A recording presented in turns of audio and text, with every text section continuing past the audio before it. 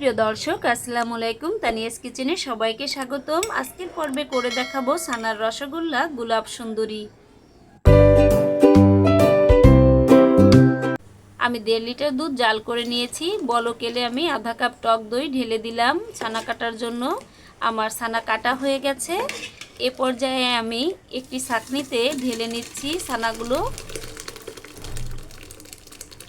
ছানাগুলো আমি ঠান্ডা পানিতে ধুয়ে নিয়েছি অফ ক্যামেরায় এবং পানি ঝরিয়ে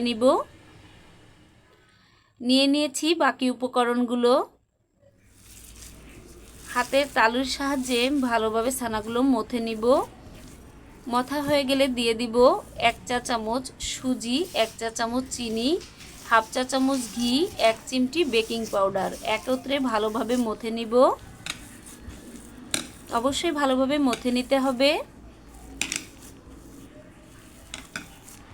আমি আজকে বানাবো গোলাপ সুন্দরী রসগোল্লা, তাই আমি এখানে গোলাপ ফুড কালার দিয়ে দিব এবং ভালোভাবে মথে নিব। আমার ছানা অলরেডি মথা হয়ে গেছে, প্লেট ছেড়ে দিয়েছে, তার মানে ছানা পারফেক্ট মথা হয়ে গেছে।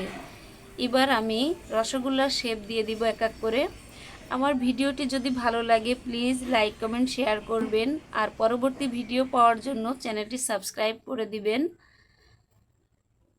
এ পর্যায়ে আমি একটি পাতিলে 3 কাপ পরিমাণ পানি, 4টি এলাচ এবং 2 কাপ পরিমাণ চিনি দিয়ে জাল করব বলক আসা পর্যন্ত। বলক এলে আমি দিয়ে দিচ্ছি আমার গোলাপ সুন্দরীগুলো। আমি 20 থেকে 25 মিনিট জাল করব। ঢাকনা দিয়ে ঢেকে দিব। দেখুন আমার গোলাপ সুন্দরীরা ফুলছে। আমার ভিডিওটি ভালো লাগলে কমেন্ট করে জানাবেন। আজকের মতো এখানেই বিদায়। আল্লাহ হাফেজ।